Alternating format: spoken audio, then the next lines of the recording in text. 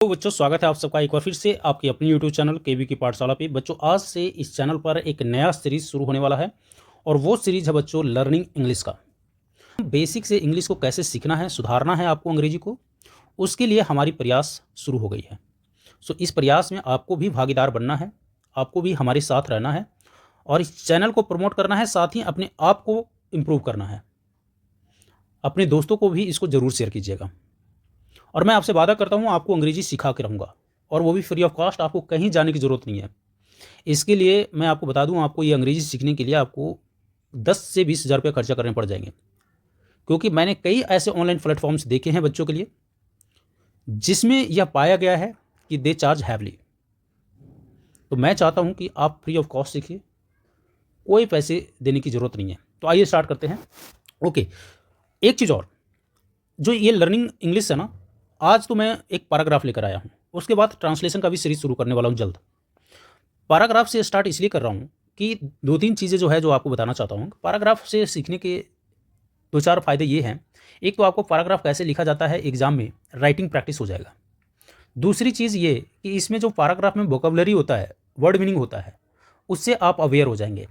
तीसरी चीज़ ये कि आपकी जो सोचने की जो क्षमता है ना, वो बदल जाएगी आज से। पहला सेंटेंस लेते हैं, एकदम बेसिक लिया हूँ। टॉपिक एक गाय के ऊपर, बचपन से देखते आ रहे होंगे, बचपन से पढ़ते आ रहे होंगे। गाय, मैं नहीं जानता कि आपको गाय का मीनिंग आता है कि नहीं आता है। मैं ये मान रहा हूँ आपको नहीं आता है, तो बता दूं गाय का मीनिंग क्या होता है, काऊ। अब पहला सेंटेंस है हमको, गाय एक पालतू जानवर है। तो सबसे पहले जो आपको करना है वो है वोकैबुलरी को इस्तेमाल करना। बच्चों, वोकैबुलरी का इस्तेमाल ये करिए कि देखिए कि इसमें कौन सा वोकैबुलरी आपको नहीं आता है, वर्ड मीनिंग नहीं आता है। तो एक तो हो गया गाय, दूसरा हो गया पालतू। पालतू के लिए होता है बच्चों पेट, और एनिमल होता है पेट। पशु के लिए क्या होगा, एनिमल।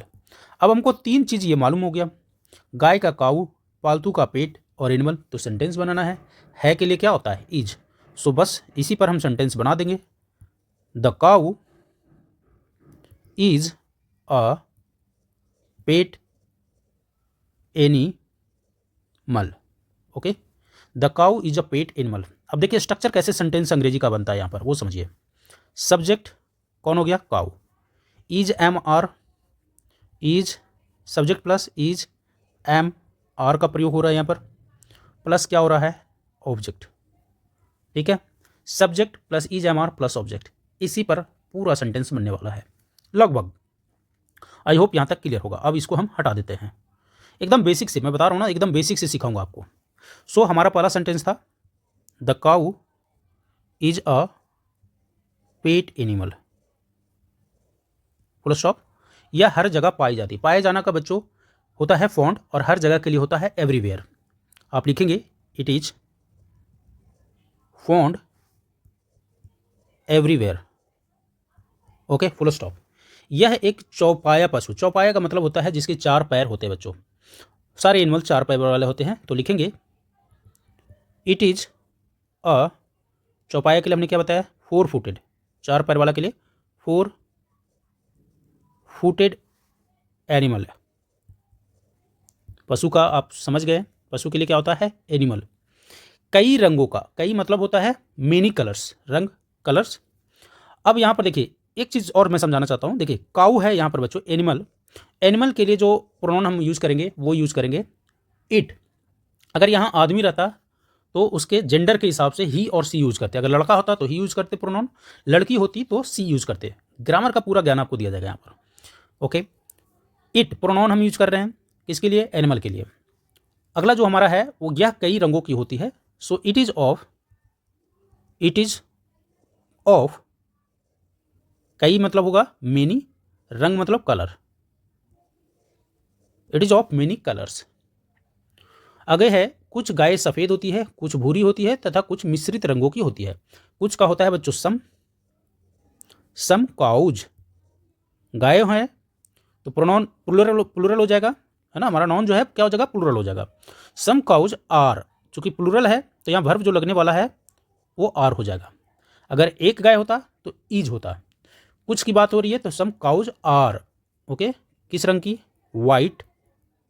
फिर कॉमा देंगे, फिर लिखेंगे सम। अब यहाँ पर देखिए, अब फिर से दोबारा काऊ रिपीट नहीं करेंगे, फिर लिख देंगे हम some are brown, and some are of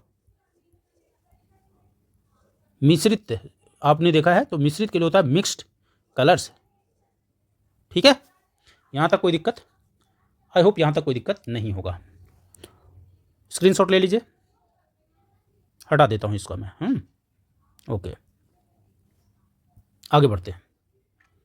सो हम लोगों ने देख लिया इसके कान लंबे होते हैं, तो लंबे के लिए क्या यूज करते हैं बच्चों? लॉन्ग, एंड कान के लिए ईयर्स। इसके बोल रहा है, क्या बोल रहा है? इसके, तो इसके लिए हम क्या यूज करेंगे? It's year. ईयर्स एक कान नहीं होता, दो कान होता है। इट्स ईयर्स, अब चूंकि प्लूरल हो गया तो क्या हो जाएगा? Are long. Its ears are long, इसकी आंखें बड़ी होती है। फिर से इट्स आईज, इट्स आंखें के लिए क्या होगा? Eyes are, its eyes are बड़ी के लिए बिग। इसके सिंग नुकीले होते हैं, तो बच्चों सिंग के लिए क्या यूज होता है? सिंग जो होता है उसके लिए हम हॉर्न करते हैं, HORN। हॉर्न मीन्स होता है सिंग, और नुकीली के लिए यूज करेंगे पॉइंटेड। तो लिखेंगे इट्स, अब चूंकि आप भी बना सकते हैं साथ साथ, इट्स हॉर्न्स, हॉर्न्स मतलब सिंग, आर दो सिंग होते हैं, आर नुकीली के लिए पॉइंटेड। इसकी पूंछ लंबी और रोएदार होती है। देखिए पूंछ का होता है बच्चों टेल, और रोएदार के लिए क्या हो जाएगा? हेयरी। सो इट्स टेल, अब पूंछ तो कई सारे नहीं होते हैं, एक ही होता है, तो टेल के साथ क्या लगेगा? इज लगेगा। Its tail is long and रोएदार के लिए हेयरी। ओके, यहां तक क्लियर है? हटा दे इसको। Very nice. आप लिखते चलिए, चाहे स्क्रीनशॉट ले लीजिए, आप अपने कॉपी में हमारे साथ साथ प्रैक्टिस कर सकते हैं। आगे बढ़ते हैं। अगला जो है वो है, यह हरी घास तथा चारा खाती है। यह हरी घास तथा चारा खाती है। अब यह हरी घास तथा चारा खाती है, हरी घास के लिए क्या होगा? ग्रीन ग्रास, और चारा का क्या होती है? फूडर। यह है तो इट हो जाएगा, इट, IT ईट वाला। अब दूसरा हो जाएगा ईट, EAT। अब इट है, देखिए यहां पर क्या होता है? इट है तो इसके लिए S लग जाएगा। ओके, इट्स, इट इट्स क्या? ग्रीन। ये वाला ईट का मतलब होता है खाना। ठीक है, इट इट्स ग्रीन ग्रास, हरी घास, and it's green grass, and चारा का क्या होता है बच्चों? फूडर। ठीक है, फूडर। आगे है, यह मैदानों में चरती है। तो मैदान के लिए जस्ट सिंपली फील्ड्स यूज करेंगे हम, और चरना के लिए ग्रेज यूज करेंगे, GRAZE, ग्रेज।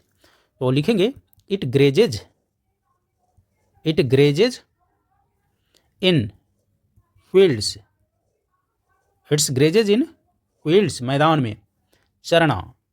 यह इसका ग्रेज का मतलब क्या होता है?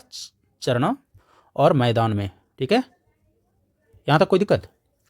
आई होप कोई दिक्कत यहाँ तक नहीं होगा। इसको मैं हटा रहा हूँ, इट ग्रेजेज इन फील्ड। आगे है, इसका दूध बहुत उपयोगी होता है। ये तो हर कोई जानता है, जो यूनिवर्सल ट्रूथ है ये, इसमें कोई ये नहीं है। It's milk is very useful. आगे वाला जो लाइन होगा क्या होगा? It's milk is very useful. देख रहे हैं सेंटेंस, बस इज से ही बनते चला जा रहा है। It's milk is very useful, बहुत ही उपयोगी है। ओके, गाय का दूध स्वास्थ्य के लिए अच्छा होता है। अब यहाँ देखिए क्या लिखें? गाय का, यहाँ बोला गया गाय का, तो गाय के लिए क्या होता है? हम लिखेंगे द काउज, एपोस्ट्रॉफी S, गाय का के लिए द काउज मिल्क, है ना? दूध क्या होता है? अच्छा होता है कि खराब होता है? अच्छा होता है, तो इज लेंगे। गुड, अच्छा का क्या होगा? गुड। किसके लिए अच्छा होता है? स्वास्थ्य के लिए, तो उसके लिए हम लिखेंगे फॉर हेल्थ, फॉर हेल्थ। स्वास्थ्य के लिए क्या होता है? हेल्थ। आपने आशा करता हूँ लिख लिया होगा या बना लिया होगा, नहीं तो स्क्रीनशॉट ले लीजिए, इसको हटाना पड़ेगा मुझे। अब देखिए, इसका दूध हमें मजबूत बनाता है। गाय का जो दूध है हमें क्या बनाता है? मजबूत बनाता है। तो लिखेंगे इसका के लिए हम क्या प्रयोग करेंगे? पहले भी बता चुका हूं, इट्स। ध्यान रखिएगा इन सब चीज़ों को। इट्स, दूध का होता है मिल्क, बनाना का होगा मेक। अब चूंकि इट्स है तो वहाँ थर्ड पर्सन क्या हो जाएगा, मेक्स। एस या एस वर्ब में क्या हो जाएगा, एस या ये जुटेगा, तो यहाँ हो जाएगा मेक्स। इट्स मिल्क मेक्स है, किसको बनाता है मजबूत, हम लोग, हमी मतलब us. Okay, it's milk makes us, मजबूत का क्या होगा, स्ट्रॉन्ग। ओके, गाय के गोबर का उपयोग ईंधन एवं खाद में किया जाता है। अब देखिए यहाँ 2-3 वर्ड मीनिंग आपको देखना है। गोबर, गोबर का होता है बच्चों डंग, क्या होता है, गोबर का होता है डंग। फिर क्या होता है, ईंधन का होता है फ्यूल, ईंधन का क्या होगा, फ्यूल, FUEL। और आपको खाद का क्या होता है, मैन्योर होता है, MANURE, मैन्योर होता है। ओके, खाद के लिए क्या यूज़ करेंगे, मैन्योर। देखिए फर्टिलाइजर जो होता है वो किसके लिए होता है, केमिकल वाला, और जो हम जैविक जो बनाते हैं उसके लिए हम बोलते हैं मैन्योर, जो गाय वगैरह के लिए होता है उसको मैन्योर बोला जाता है। तो अब ये 3 मीनिंग आपको आ गया, तो आप बना सकते हैं, है ना।